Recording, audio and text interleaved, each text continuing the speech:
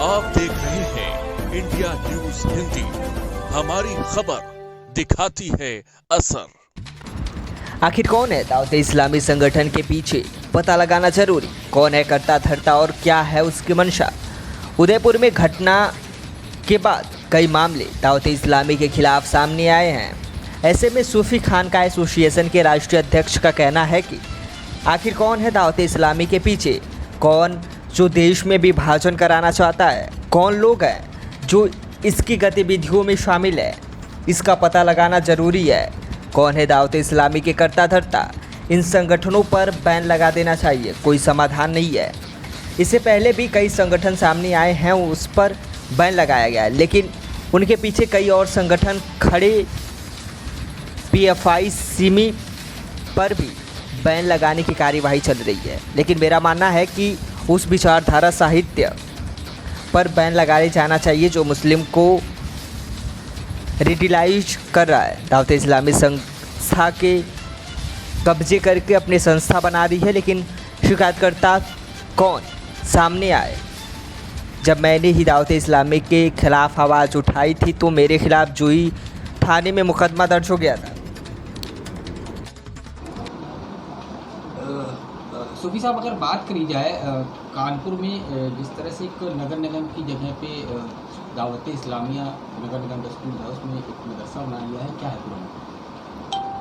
सुनने में आया है कि कर्नलगंज थाना क्षेत्र में कोई छोटे मियाँ कहाता है, वहाँ पर दावते इस्लामी के लोगों ने एक स्कूल की जगह पर अपना जो है वो मदरसा बना लिया है। 5 मंजिल इमारत खड़ी कर दी है। हमने भी इसको टेलीविज़न में देखा था। तो दावते इस्लामी की गतिविधियां तो संदिग्ध हैं ही, और अभी तक तो सबसे बड़ी बात यह है कि जो बातें सामने आ रही थी, क्लीन चिट दी जा रही है, उनका कहीं कुछ नहीं मिल रहा है, तो ये सब चीज़ें रोज़ बरोज़ कैसे निकल कर के आ रही हैं धरातल पर। हमने तो सिर्फ इतनी शिकायत की थी कि पाकिस्तान का ये ऑर्गेनाइजेशन लोगों को मोटिवेट करता है और मस्जिदों पर कब्ज़ा करके मदनी चैनल के माध्यम से पाकिस्तान के आतंकी मुल्लाओं की शिक्षाओं के द्वारा उनको रेडिकलाइज किया जाता है, जिसका नतीजा उदयपुर में देखने को मिला था।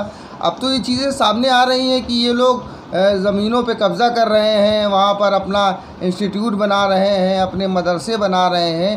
तो और सबसे महत्वपूर्ण जो बात, जो बार बार मैं सवाल उठा रहा हूँ, वो सवाल इस बात का है, कौन है आखिर दावते इस्लामी का ज़िम्मेदार, कौन है दावते इस्लामी का करता धरता, जो भारत में इस पूरे नेटवर्क को संचालित कर रहा है। पर्दे के पीछे रह कर के कौन कार्य कर रहा है, जो है उसको सामने आना चाहिए। कैसे फंडिंग हो रही, कितना पैसा कलेक्ट हो रहा है, क्या किसी ऑडिटर से या CA से इनके पैसों की जो इनको चंदा मिलता है, फंड मिलता है, क्या इसकी जांच कराई जा रही है। ये सवाल है, मूल सवाल ये है, और इस पर कार्रवाई क्यों नहीं हो रही है। बात करिए भारत में ऐसे कौन कौन से संगठन हैं जिन पे अगर बैन लगा दिया जाए, जो हिंसा की पाठशाला जो चल रही है, इससे बैन लगाने से उसमें लाभ मिलेगा? देखिए, ऐसा है ना, बैन लगा देना ही एकमात्र समाधान। तो ऐसे तत्वों के बारे में हम शासन व प्रशासन को पहले से ही चिट्ठी दे चुके हैं, उनको प्रार्थना पत्र दे चुके हैं। तो इस संबंध में जांच करा करके उनको सख्त कार्रवाई करनी चाहिए। दावते इस्लामी ने क्यों नगर निगम के स्कूलों को अपना सेंटर बनाया? अब ये तो क्यों किया, ये तो वही बता सकते हैं कि उन्होंने क्यों किया, लेकिन नगर निगम या कोई सरकारी ज़मीन ऐसी हो, नज़ूल की ज़मीन ऐसी हो, इस पर कब्ज़ा करने पर लोगों को कोई ख़ास एतराज़ नहीं होता, क्योंकि किसी की कोई विशेष प्रॉपर्टी तो होती नहीं।